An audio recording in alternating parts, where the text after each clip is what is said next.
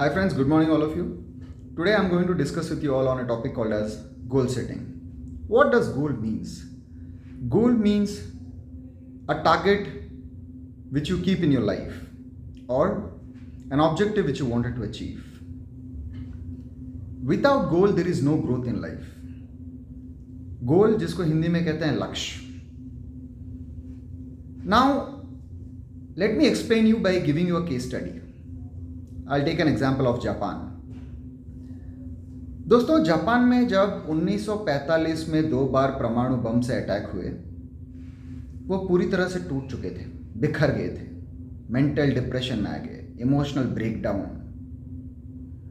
बहुत पीड़ा हुआ एंड सारी दुनिया उनको छोटी नज़र से देखने लगी. फिर वो शंका में आ गए, क्या करें अब, पूरी तरह से हार चुके हैं, इकोनॉमी पूरा ब्रेकडाउन हो गया है. अब उनके पास 2 ही विकल्प बचे. पहला विकल्प ये कि या तो वो सारी जिंदगी रो रो के गुजार लें और कुछ ना करें.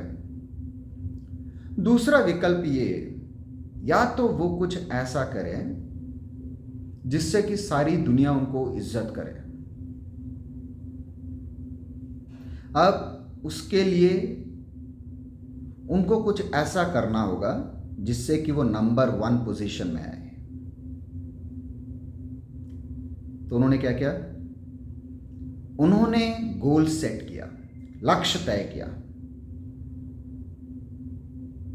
1950 में जापान ने उनका पहला गोल सेट किया कि आने वाले 10 साल में हम टेक्सटाइल के सबसे बड़े मैन्युफैक्चरर बनेंगे पूरे विश्व में.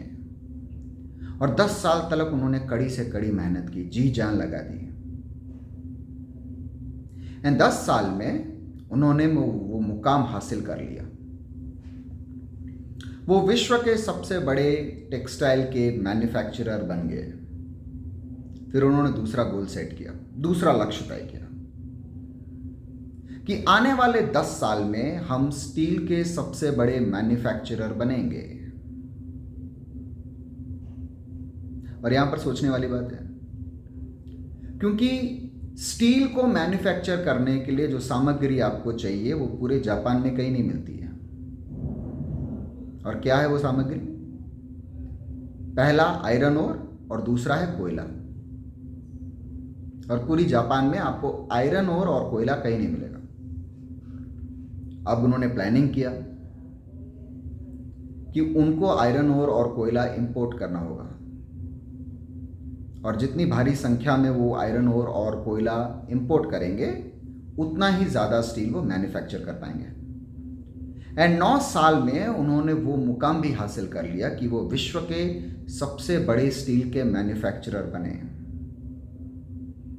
अब उन्होंने तीसरा गोल सेट किया, तीसरा लक्ष्य तय किया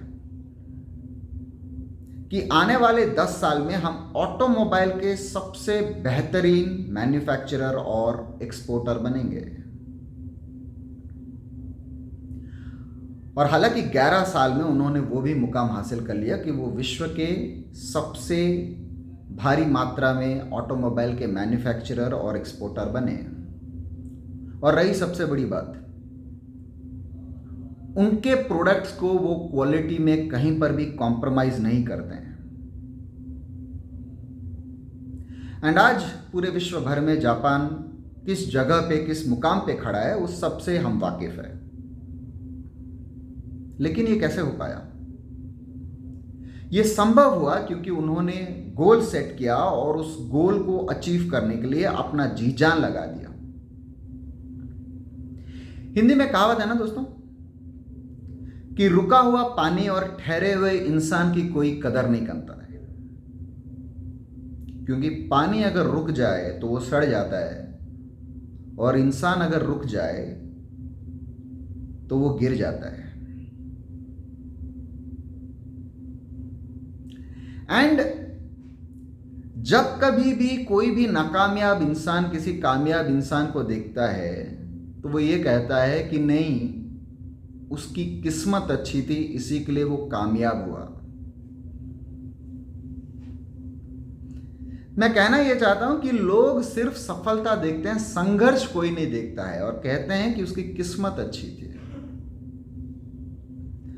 तो अगर हम सब ये चाहते हैं कि हमारी भी किस्मत अच्छी हो, तो सबसे पहला चीज हमको ये करना पड़ेगा कि हमें अपने जीवन का लक्ष्य तय करना पड़ेगा, और उसके लिए जी जान लगा के कड़ी से कड़ी मेहनत करना होगा, और फिर हम भी किस्मत वाले बन जाएंगे।